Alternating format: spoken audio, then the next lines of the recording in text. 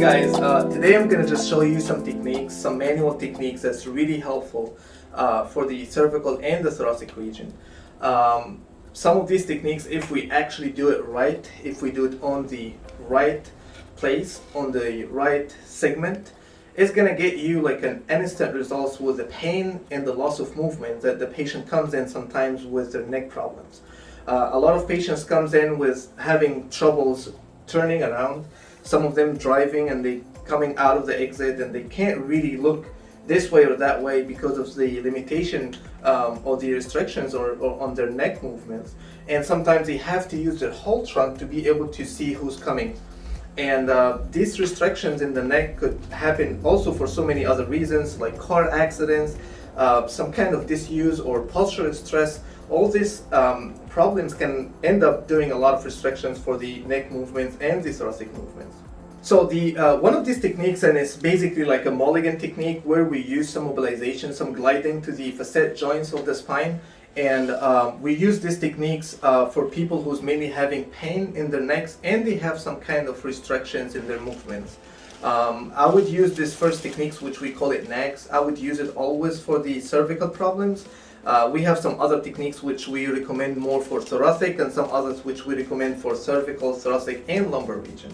So the first technique as a NAGS technique, we usually try to put the direction, we determine which segment that we're going to use on, which is more the more painful segment for the patient or the more restricted segment for the patient. Once we figure out which segment and which level we want to use, we always direct our movement on our gliding to that joint towards their eyeball. So we try to focus towards the anterior and cranial direction. So we try to wrap our hand towards the patient's head.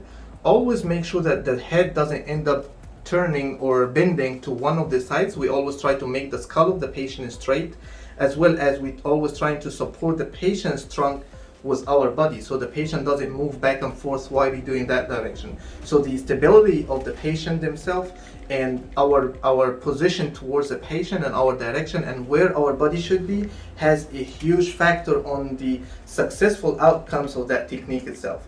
So first, make sure that the skull of the patient is still and that the patient trunk is not moving while you're doing your gliding up and down. So here your body is supporting the patient trunk, the skull is steady. You use that little finger to wrap it around the spinous process of the patient. So once we determine which segment, we wrap that little finger around the patient's spinous process, and then these other fingers just relax them around the patient's head. Make sure you're not really grasping the patient too much so they're not really feeling discomfort.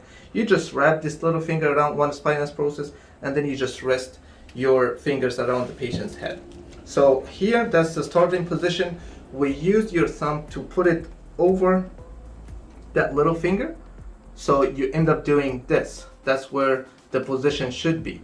And then your direction will be up towards the patient's eyeball. So here you wrap that little finger around the spinous process. You rest your fingers around it. The skull is not turning. And then you put your thumb, and that's when you're gonna do